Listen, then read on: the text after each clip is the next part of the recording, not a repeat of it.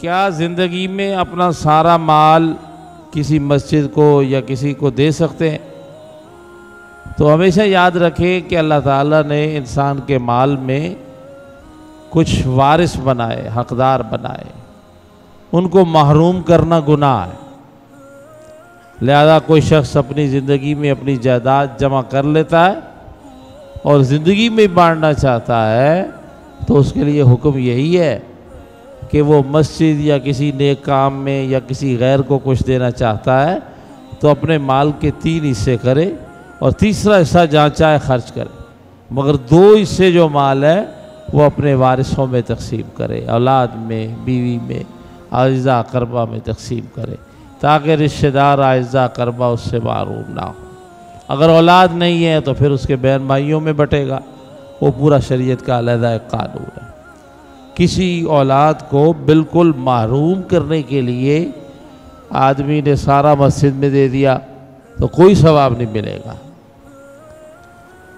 کیونکہ اللہ نے جن کو پہلا حقدار بنایا ہے اس کو پہلے، ہاں کان کھول کر سنیں ذرا، ماں باپ یہ تو کہتے ہوئے نظر آتے ہیں اولاد کے سامنے کہ پہلا حق ہمارا ہے خدمت کا، بے شک ایسی ہی بات ہے، لیکن ان کو پوری بات کرنی چاہیے، جھوٹ نہ بولے، پوری بات کرے۔ جائیداد میں بھی پہلا حق اولاد کا ہے، یہ ماں باپ کو بھول جاتا ہے غصے میں، جیسے اولاد غصے میں ماں باپ کو بھول رہی ہے، ایسے ماں باپ بھی آج کل اولاد کو جائیداد کے معاملے میں بھول جاتے ہیں اور اپنی منمانی کرتے ہیں جو سراسر قرآن مجید دینی تعلیمات کے خلاف ہے اور اسلام سے بغاوت ہے۔ بھئی دین تو یہ حصے بانٹ کر کہہ رہا ہے، لہذا زندگی میں بھی اپنی اولاد کو اپنی جائیداد مال سے محروم نہیں کیا جا سکتا۔ کوئی شخص یہ کہے کہ میں نے کمایا ہے، میں نے محنت کی ہے، میں مالک ہوں، جیسے چاہے کروں، اگر وہ مسلمان ہے تو اس کے جملے یہ نہیں ہو سکتے، کیونکہ مسلمان ہونے کے بعد مسلمان کی چاہت نہیں رہتی ہے، اللہ کی چاہت۔ مسلمان ہونے کا مطلب ہی یہی ہے کہ میری چاہت نہیں چلے گی، اب مرضی کس کی چلے گی؟ اللہ کی، جو اس کا حکم۔ اسلام اسی چیز کا نام ہے۔ کلمہ تو طوطا بھی پڑھتا ہے، کتنے کافروں کو بھی یہ جملہ آتا ہے، لا الہ الا اللہ محمد رسول اللہ۔ اسلام میں ایک سوچ، ایک یقین کا نام ہے، اور وہ یہی ہے کہ مرضی اللہ کی، اس کے رسول کی، میری نہیں ہے۔ جائیداد کے مسئلے میں بھی، اولاد کے مسئلے میں بھی ماں باپ کو بھی یہ چاہیے، جیسے وہ اپنی خدمت کا حق یاد رکھتے ہیں اور واقعتاً ایسا ہی ہے، اللہ نے انہی کا حق پہلے رکھا، تو جائیداد میں بھی اللہ نے پہلا حق اولاد کا رکھا، مسجد کا نہیں۔ حتیٰ کہ صدقے خیرات زکوٰۃ میں بھی اللہ نے پہلا حق قریبی رشتہ دار کا رکھا، اولاد کے علاوہ کوئی قریبی رشتہ دار ہے، غریب ہے، تو پہلا حق اس کا۔ حضور نے ارشاد فرمایا، لا صدقۃ وذو رحم محتاج، جس کا قریبی رشتہ دار غریب ہے، مستحق ہے، محتاج ہے، اور وہ اپنا صدقہ کہیں اور خرچ کرتا ہے تو اس کا صدقہ اللہ کی بارگاہ میں قبول ہی نہیں ہے۔ پہلا حق جس کا اس کو دو۔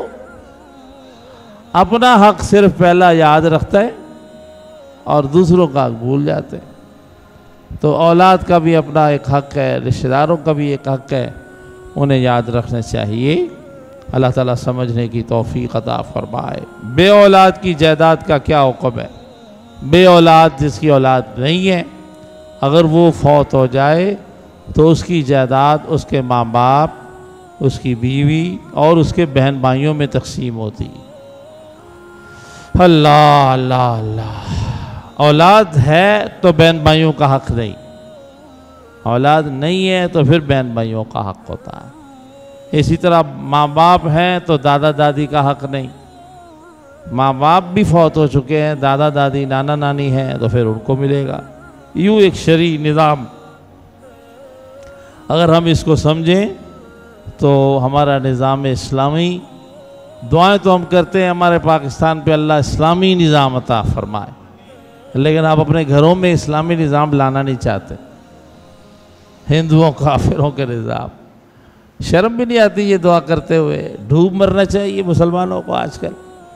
اپنے بچے کا نام تو تم اسلام کے مطابق رکھنے کے لیے تیار نہیں ہو، صرف بچے کا نام، کام کی بات نہیں کر رہا، وہ بھی آپ ڈراموں سے دیکھ کے رکھتے ہیں، اور کافروں والے نام، اور دعائیں کر رہے ہیں پورے ملک میں اسلام آئے۔ کہاں سے آئے گا؟ منافقت اسی کا نام۔ ہم کر کچھ اور رہے ہیں اور مانگ کچھ اور رہے ہیں۔ اپنے گھر پر اسلام لاؤ، اسلام نافذ کرو، اسلام کو پسند کرو، ہر کام میں اپنے دین کو، اسلام کو سامنے رکھو۔ ایک لمحے کے لیے بھی آپ اسلام سے جدا نہیں ہیں۔ کون سی چیز ہے جو اسلام میں اللہ نے نہیں بتائی؟ اللہ کے نبی کو ضرورت نہیں تھی، تجارت پھر بھی کی، شادیاں پھر بھی کی ہیں، بچوں کی پرورش اور محبت پھر بھی کی۔ کون سا دنیا کا کام ہے جو پیغمبر نہیں کرتے تھے؟ اسی لیے نا کہ کسی کو بھی دین کے اندر کچھ سیکھنے کے لیے کہیں اور نہ جانا پڑے، اس کو اپنے پیارے نبی کی سنت و زندگی میں سب مل جائے۔ اتنی بڑی بات ہے۔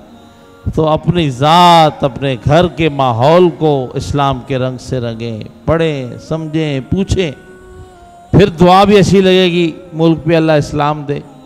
لیکن ہم خود اتنے اسلام سے باغی ہو جائیں کہ بچوں کے نام بھی اسلام کے مطابق نہ ہوں، تو ان کے کام اسلام کے مطابق کیا ہوں گے؟ اللہ تعالیٰ ہدایت دے، ہدایت قبول کرنے کی توفیق عطا فرمائے۔